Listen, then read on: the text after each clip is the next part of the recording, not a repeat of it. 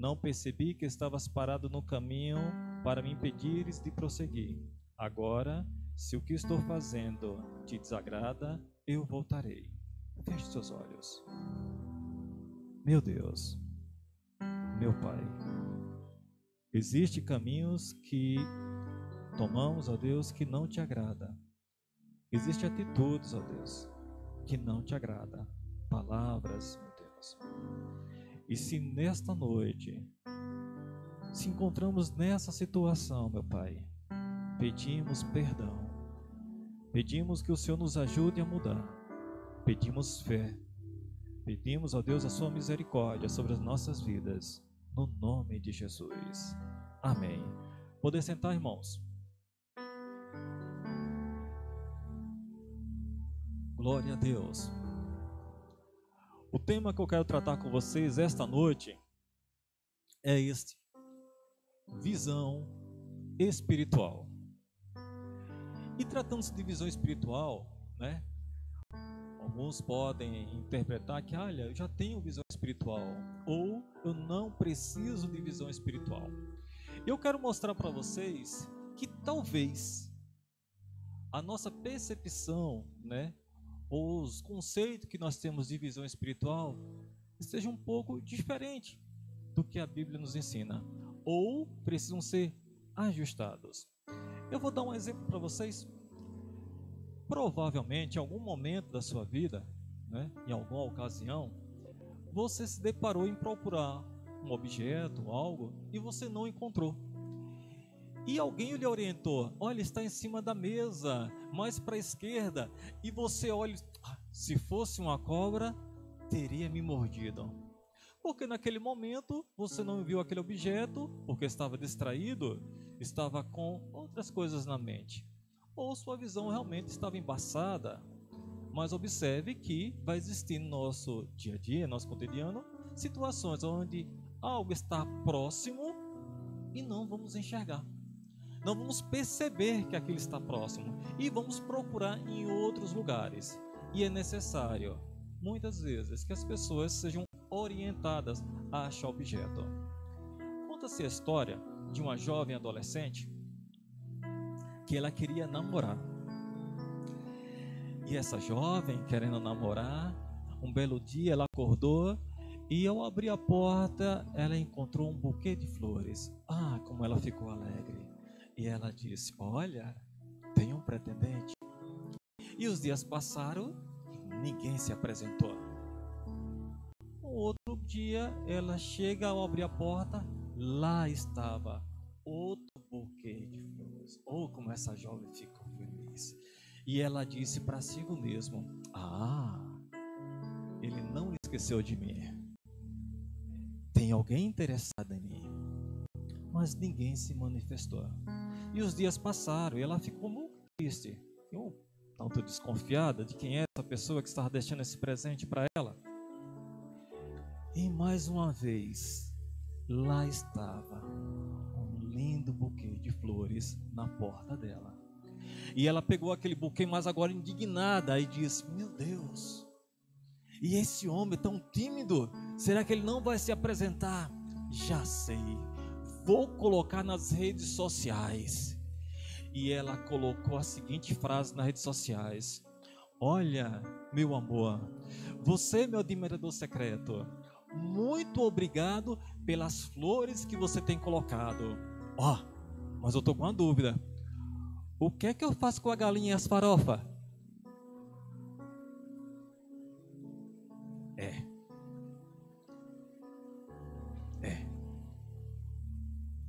Visão. Tem coisas que a gente vê o que a gente quer ver, o que o momento condiciona a gente ver. Mas será que é isso mesmo? Será que estamos tendo a visão espiritual ou simplesmente uma visão carnal daquilo que queremos ver, que queremos criar aquele cenário? Esta jovem, ela foi enganada por si própria. Ora, quem é que vai encontrar um buquê de flores com a galinha, uma farofa e vai ficar alegre porque um admirador secreto colocou as flores? Mas acontece. Aí você pode pensar: ah, isso não aconteceria comigo. Será?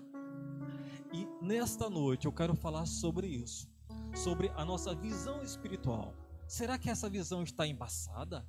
Será que estamos tendo algum ponto cego, né? Isso acontece muito com o motorista, né?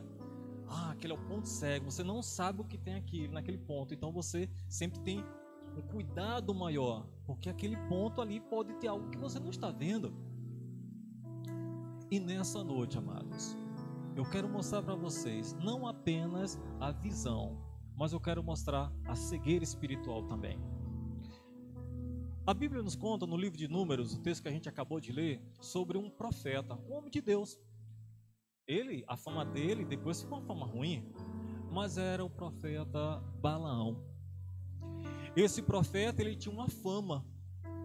Ele tinha uma fama que ele fazia, a coisa acontecia mesmo. Ele orava e Deus realmente respondia.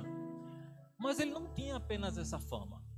A Bíblia diz que ele também gostava de dinheiro. Ele também tinha suas viradas de moeda.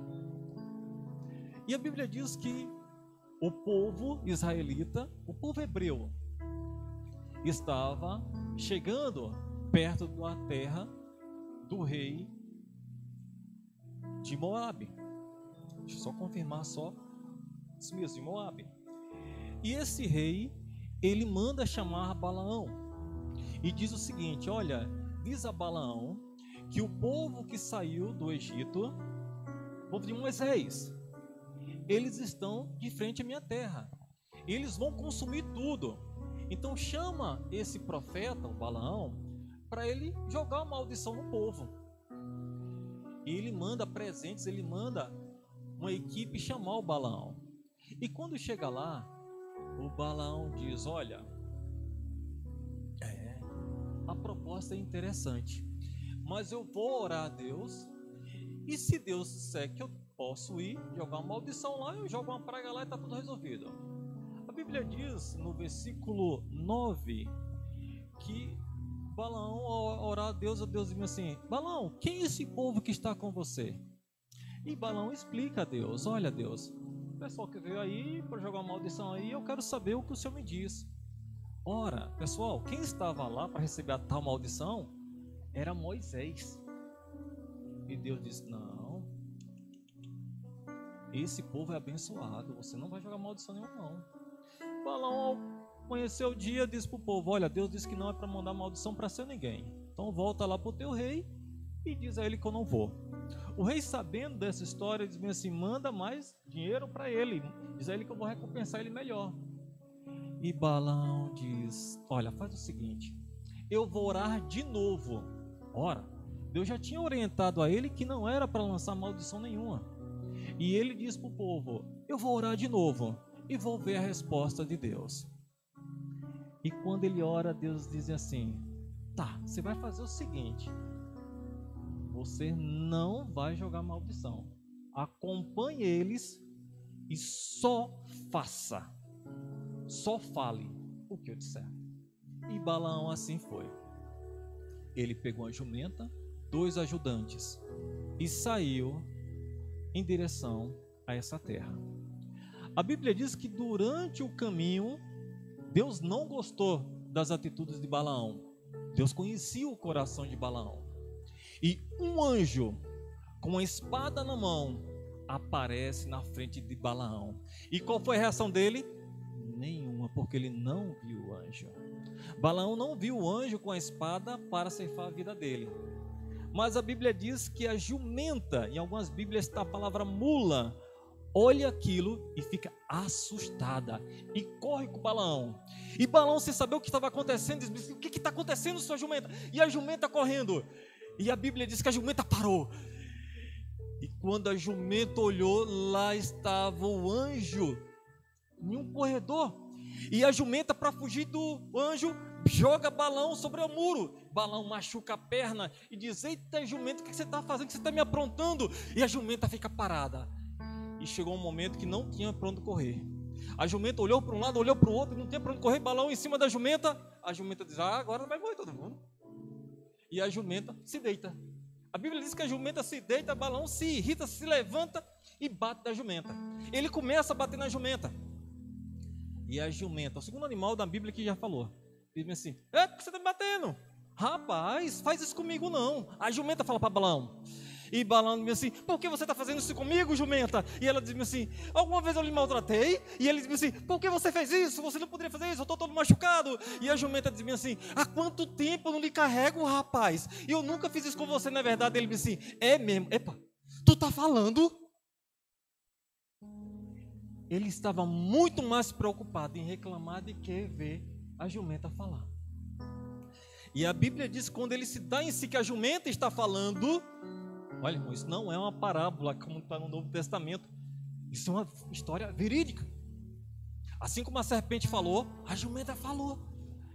E quando ele se dá em si que a jumenta está falando, o anjo aparece para Balaão agora e diz: por que você está batendo na jumenta? E ele diz: anjo, você só está vivo porque ela te salvou. Porque eu ia te matar e deixar ela viva. Mas como somente ela me viu, ela te salvou. E aí esse versículo que a gente leu, que é o texto base, Balaão cai em si. Diz: meu Deus, eu pequei. Ele sabia o coração dele. Eu pequei. E se for do agrado do Senhor, eu volto, eu não vou continuar essa estrada. E o anjo diz: não, tu vai continuar, só que você só vai falar aquilo que o Senhor te mandar. Amados, parece uma história até fictícia ou até engraçada, mas vamos refletir um pouco. Nós estamos falando de um animal, de um jumento, literalmente um jumento, ou mula, como está escrito em algumas Bíblias. Mas é este animal que vê o anjo, o profeta que falava com Deus, que orava, não viu o anjo. Ele estava cego. E olha que nos versículos anteriores ele tem uma conversa com Deus. Na primeira conversa Deus diz: você não vai. E na segunda conversa Deus diz: você vai. Observe que existia uma conversa entre o profeta e Deus. Balaão conversava com Deus, mas ele deixou a sua arrogância, sua ganância tomar conta do seu coração. Será que a gente, olha, quando eu oro, Deus fala, cai fogo? Será que isso está embaçando a nossa visão espiritual? Será que existe um ponto cego que a gente não enxerga? Quer ver um exemplo? Quando minha esposa me diz assim: olha, você tomou essa atitude e não estava certo. Aí eu digo assim: olha, eu não vi nada demais. Eu não vi nada demais. Será que não é a minha cegueira? Será que só eu não vi nada demais? Aí um filho diz: foi, pai, o senhor fez isso mesmo. Aí eu digo: mas eu não fiz nada demais. Eu não vi nada que eu fiz demais. Cegueira espiritual. Olha só o que nós temos aqui: cegueira espiritual, incapacidade de ver as coisas na dimensão espiritual. Espiritual.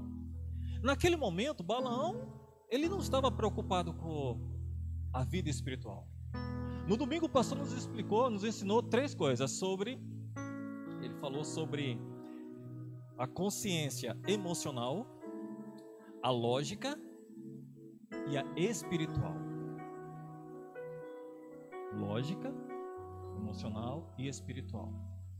Nosso pastor nos ensinou no domingo.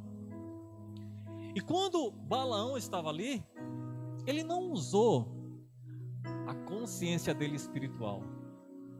Ele foi na lógica, ele foi na emocional, mas a espiritual não foi utilizada. Se não tivéssemos nenhum anjo, ao lermos o texto, diríamos: mas não tem sentido, né? Deus ia fazer isso com a jumenta, bateu. Deus não já tinha uma conversa com Balaão? Por que Deus não chegou para Balaão e explicou a situação? Por que teve que ser com a jumenta? quando a gente menos espera, pelo meio que a gente menos espera, é ali que Deus trabalha. Quando você menos esperar, é ali que Deus vai trabalhar. Não espere um pastor chegar de terno e gravata e de Bíblia na sua porta para dizer: olha, irmã, isso aqui precisa melhorar, isso aqui você está em falha. Não. As suas atitudes, você tendo uma visão espiritual, você vai entender que não são corretas, que aquilo não agrada a Deus. Assim como Deus, você também conhece, você sabe os desejos do seu coração, você sabe suas inclinações. Balaão tinha as inclinações dele, os presentes que foram prometidos para ele. Quais são as nossas inclinações? Onde está a nossa cegueira? Onde está o ponto cego? Está tudo certinho, menos aqui. Aqui ninguém toca. Aqui não dá. Aqui eu estou me resolvendo. Com sinalizações. Lá em casa, todo mundo crente, graças a Deus, né? Mas existe cada um olhando para o outro. E aí um fica responsável de ajudar o outro, né? Não criticar, graças a Deus, isso pouco acontece. Acontece mais pouco, né? É mais ajuste, né? Porque todo mundo é santo. E aí cada um fica com a responsabilidade de policiar o outro. Então é meio que eu policio a Tatsilene policia a Nalanda policia o outro, e assim fica, né? Os irmãos que não sabem, a Tatsilene está agora lá atrás para dizer se o microfone está longe ou distante de mim, por exemplo. Então é meio que assim, né? E a gente não, vamos se aperfeiçoar, a gente não pode ficar assim, existe uma orientação, a gente precisa melhorar. E eu estou falando sério mesmo, parece brincadeira, mas ela está lá atrás para me dizer se eu afastar o microfone, se eu gritar, se eu falar baixo. Vocês podem olhar, ela está lá atrás. E é um trabalho que a gente faz. Então a gente diz para o Antônio: está tocando ruim, melhora isso, aumenta as notas, Nalanda, esse hino não. E é um trabalho que a gente tem, porque não dá para enxergar tudo. Eu vou ter pontos cegos. E eu reconheço isso. Eu vou ter pontos cegos. E sabe o que acontece? Quando eu não enxergo esse ponto cego, e alguém diz que ele é um ponto cego que eu não estou enxergando, eu não vou gostar. Vai doer. Vai. E aí a gente tem que parar, refletir e dizer: meu Deus, vai ter que a mula, a jumenta falar para eu acreditar? Será que eu não estou vendo as ações no dia a dia? Não está vendo que isso aqui está me trazendo prejuízo espiritual?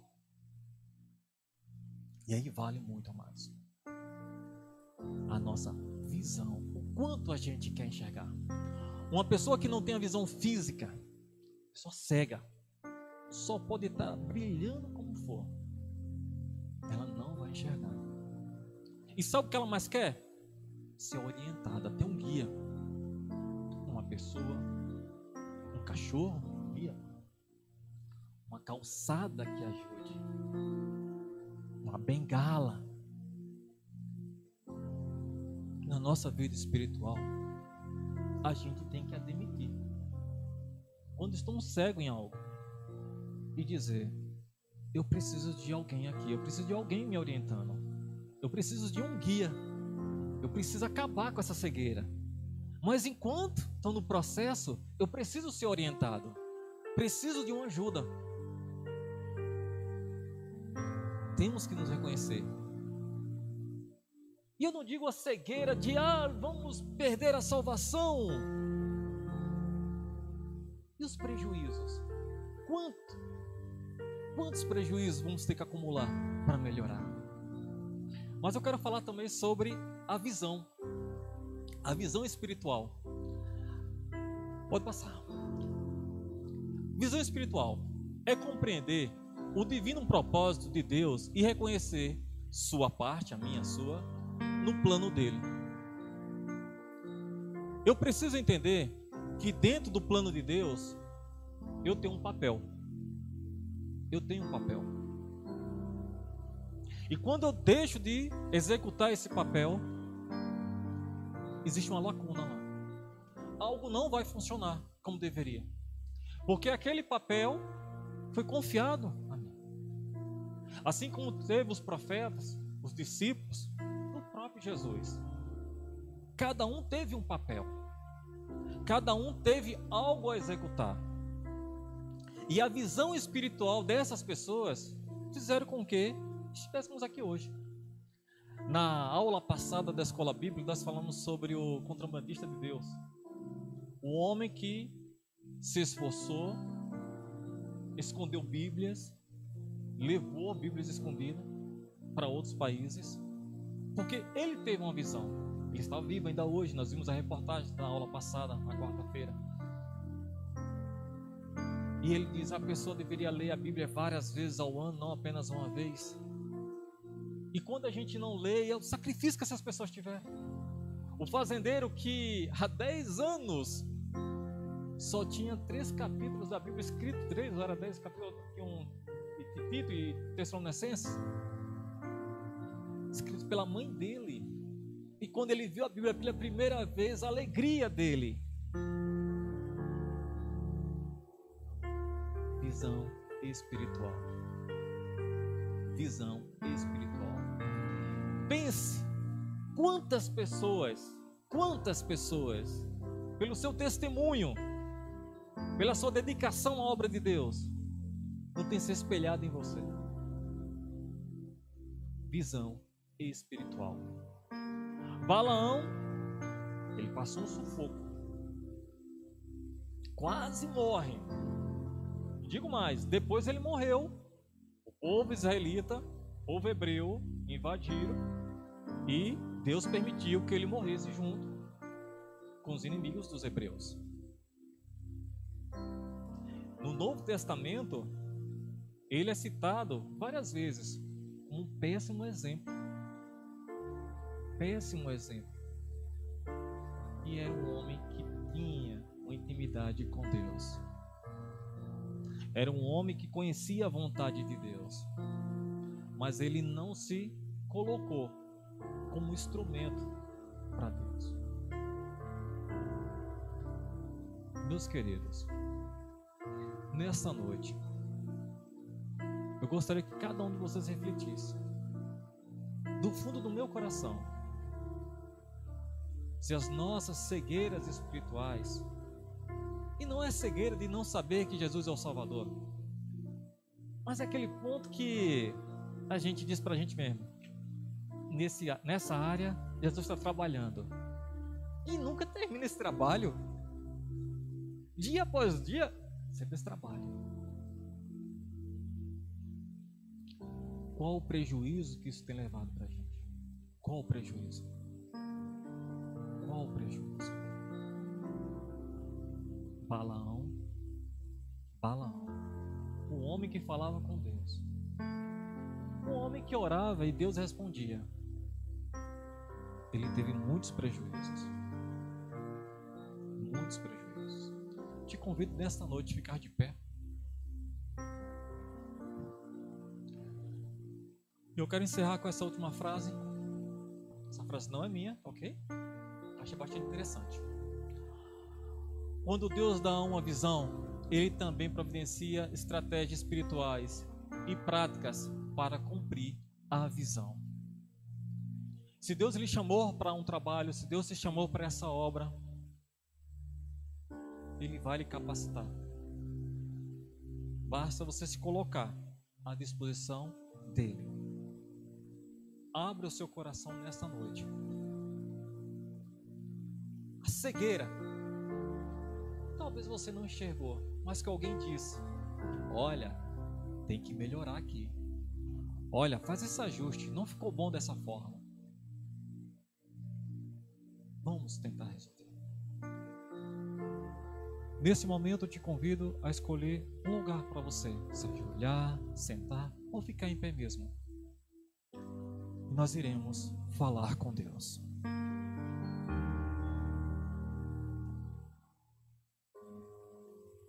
Meu Deus, meu Pai, Nesse momento, meu Pai, eu entrego as nossas vidas em Tuas mãos. De cada um que está aqui presente, de cada um, ó Deus, que se compromete, ó Deus, em ter uma visão espiritual. Uma visão, ó Deus, necessária para todo o cristão. Uma visão, ó Deus, que fará com que cresçamos em conhecer ao Senhor. O mundo, ó Deus, tenta embaçar a nossa visão com falsas alegrias, amizades, distrações. Não queremos, ó Deus, passar desapercebido. Queremos, ó Deus, ser vasos de honra em Tuas mãos.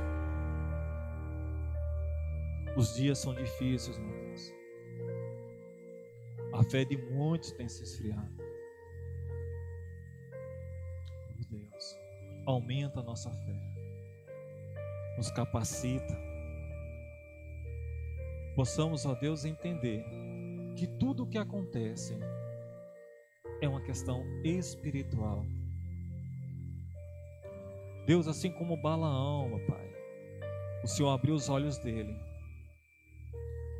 dando oportunidade, ó Deus, dele se consertar, dando oportunidade, ó Deus, dele ver os teus desejos, o que o Senhor queria com ele, meu Pai. Eu te peço nessa noite, abra nossos olhos, que possamos entender, que possamos ter um compromisso com o Senhor, que possamos nos dedicar, ó Deus, à Tua obra. Deus, é difícil. Pedimos forças, pedimos fé. Manda, ó Deus, legião de anjos nos proteger. Fica, ó Deus, ao nosso redor. Oh, meu Deus, abençoa cada um aqui presente. Dar a resposta que cada um precisa. Toca no coração de cada vida, meu Pai. Oh, meu Deus, os adolescentes, os idosos, protege. Os enfermos, ó Deus, providencia a saúde. Oh, meu Deus, dá força ao Teu povo. A cada um, meu Deus, que nesse momento entrega suas vidas. Meu Deus, faz morada em cada coração. Glória a Deus. Glória a Deus. Queremos Te servir. Queremos Te dar o nosso melhor.